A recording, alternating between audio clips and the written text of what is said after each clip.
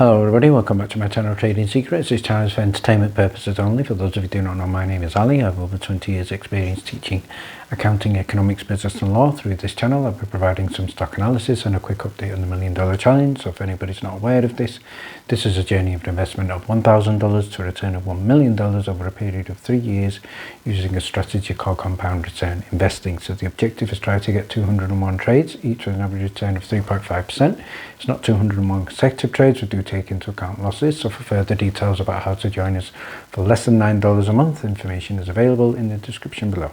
In today's video, I'm going to be looking at MMTLP, and I'm going to be sharing with you details of the lawsuit that could potentially be looking at more than $1,500 per share. We're also going to be looking at GME Gamestop, which has been extremely volatile today with significant movements in the share price, and there has been also some breaking news with regard to Citron, who have announced they are no longer short on GME, so stay tuned for details of that. We're also going to be looking at news with regard to Nanotech and Meta Materials. There has been an 8K released and there has been a significant development in that with regard to Nanotech, so stay tuned for that. So before we get started, let's have a look at what's happening in the markets. And first of all, we can see breaking news from Fox. The Fed is holding rates steady at a 23-year high and projects one cut this year. So obviously in terms of how the market has reacted, overall the market has been positive. In terms of the pause, we can see here that the Fed has paused interest rates hikes, and then the other breaking news is this is obviously remaining currently between 5.25 and 5.5%. So in terms of the retail price index, the consumer price index year on year, we can see that the CPI inflation is up 3.3% versus the estimated 3.4%. So overall that is a positive decline, and I believe the markets have reacted very positively to that, and we are seeing a significant amount of green today. So in other news that was shared in the Discord with regard to Oracle, good news there. So shout out here to Mac 10, who's also shared some of the news, and he stated the last two times Oracle led the market, tech imploded, and minor implosion of Mark in this year, major implosion in 2022. So there was some tremendous news with regard to Oracle. And finally, shout out here to Stock Market News, who've just posted an estimate from Cathy Wood and ARK Invest, and they have updated the Tesla price targets, and we have 3 price targets. We have the bull, bear and expected value. So the bull price target, it will for 2029, we're looking at $3,100 per share, the bear price $2,000 per share, and the expected price $2,600 per share. So again, potentially a great long-term hold. So let's have a look at news with regard to Meta Materials, and there was an 8K released here, and we can see here that this was released earlier, and we can see item 8.01 under other events. This is with regard to a sale of assets for Nanotech. So I have summarized this and what I stated in a post earlier, that Nanotech have received a deposit, approximately $2 million, regarding the potential acquisition of all the assets used in connection with the operation of the authentication business. However, and the company have stated the proposed asset sale is intended to give Meta Materials an influx of cash to support operations, and Meta Materials have stated that they face financial hardship that may result in shuttering facilities or bankruptcy proceedings. So again, not a positive announcement here. They've also stated that there can be no assurance that the proposed asset sale, if completed, would be sufficient to resolve the ongoing liquidity issues.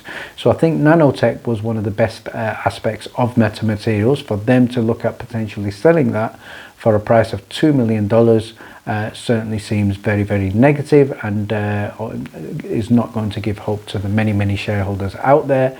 And I think obviously another sign that the shareholders were right to say that they have no confidence in the board. I'll look at details of the lawsuit that could potentially be looking at more than $1,500 per share. So what Mark stated is that he has some big developments to announce in both the Nexbridge Hydrocarbons class action as well as the Florida case, and stay tuned. So what Christian has posted in response is he's also a lawyer from Denmark, and he's asking in terms of potentially solving this case and looking at the shareholders and will they get at least $1,500 per share.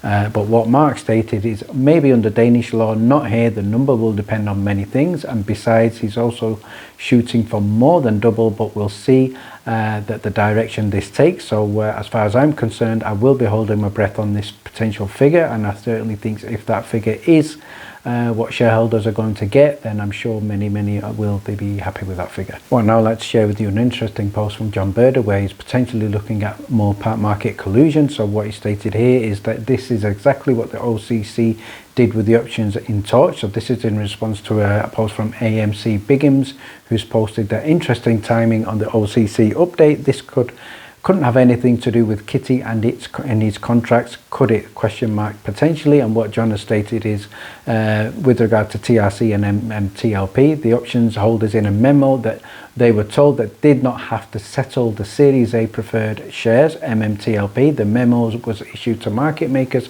by the OCC just before the dividend date, and retail had no clue. So again, strong allegations there, and again, potential similarities, and he's also saying pure collusion in his opinion.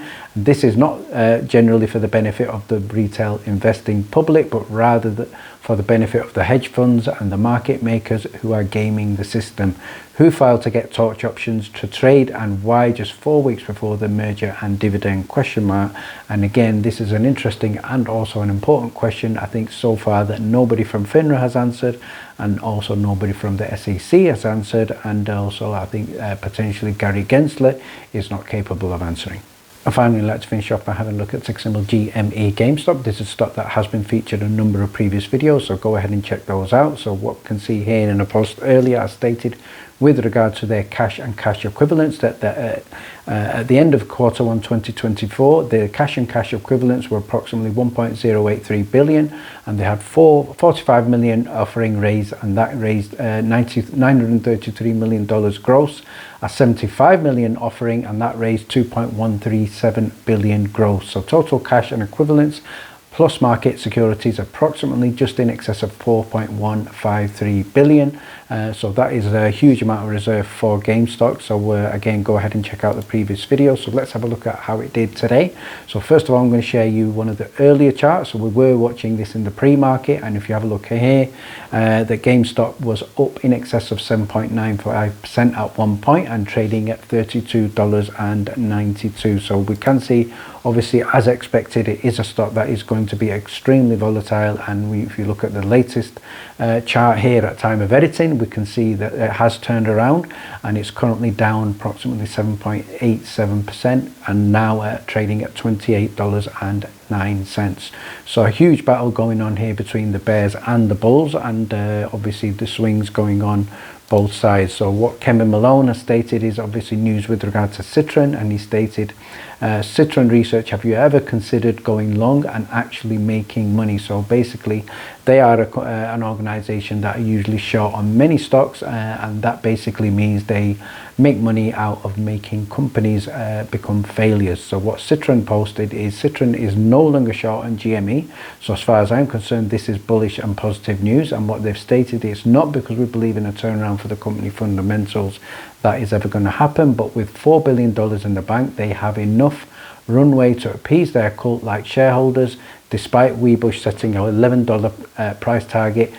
So basically they are saying, because of this news that I've just shared of the $4 billion in cash that they have, they are giving up. So again, positive news overall for the company. And finally, shout out here to Unusual Wales, who've posted here with regard to GameStop and stated GameStop net premium bullish, and where net premium goes, underlying seems to go. So they're stating here an hour ago, new positioning slammed in at $50 calls for the July the 19th, 3.2 million that pushed GME to $33 and triggered a flow alert. So we've seen obviously the volatility in the price today, and they've stated here that the most popular chain today is $30 calls expiring Friday.